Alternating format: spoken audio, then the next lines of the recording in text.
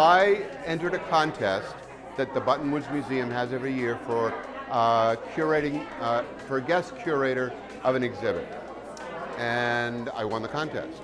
And so the proposal that I made was to do some kind of comparison with artifacts from the collection here that don't get seen too often with modern day makers in Haverhill. We see the old and the new, and I'm very pleased with it. It's kind of my milieu, you know. I've always been an artist and a maker. I had a great career in the theater as a director and as a teacher.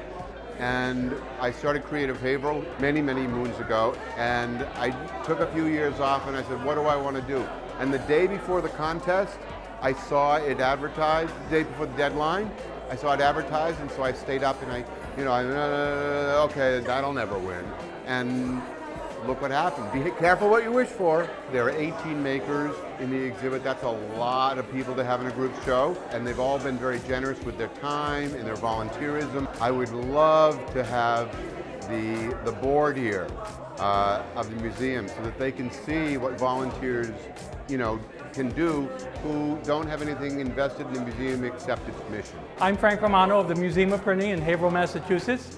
I'm the president only because I missed a board meeting. We have brought an actual printing press made around 1880 or so. We brought a copy of the Haverhill Gazette from 1850 and many samples of letterpress printing.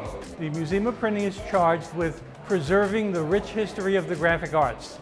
So if you come, you will see printing presses of all different kinds, from hand-operated to steam-operated. You'll see linotype machines using letterpress and metal printing.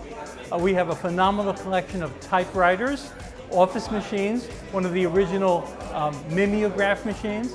We have a collection of computers that is unique in the industry, and a lot of cold type equipment, plus a lot of interesting exhibits of other things related to printing.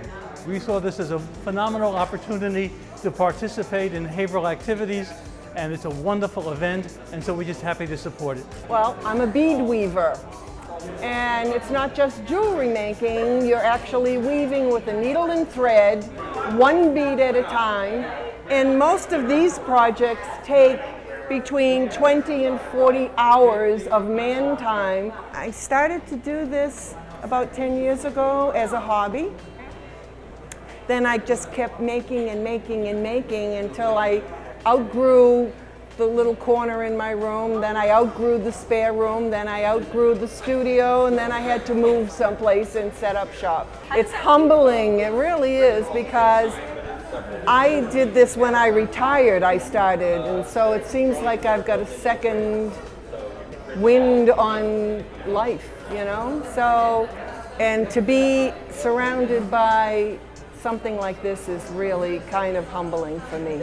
My name is Michael Valvo. I've been in Haverhill for 8 years. I am a designer, mostly interiors, and I love working with different kinds of makers here in Haverhill. I'm here with a found object that David Zoffoli wanted to use in comparison with a wonderful object that was here. I brought 2 fantasy rooms for Haverhill. I did a modern dining room that was done with Graham's table and chairs, and I modernized it, and a modern take on for a farmhouse. There's some people with real vision, and Haverhill needs vision and needs to continue to nurture that with a lot of wonderful people who are here, and I consider myself a real small part of it. David contacted me about this exhibit, and he asked if I had any recordings or anything like that, and so I put together some of my favorite performances throughout the year, and that's apparently the first thing when you come in. It's my voice. Part of my relationship to Haverhill is that I'm a voice teacher here in Haverhill, and I have a very busy studio.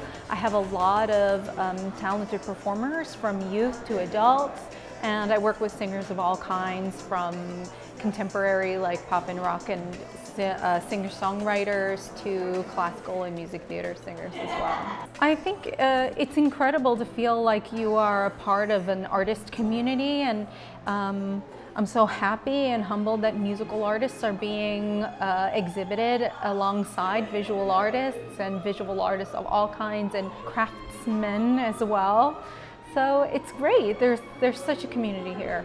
The exhibit runs until September 1st during regular museum hours, which are Tuesday through Saturday, 10 to 5, and Sunday, 12 to 5. And all that information is on their website, buttonwoods.org.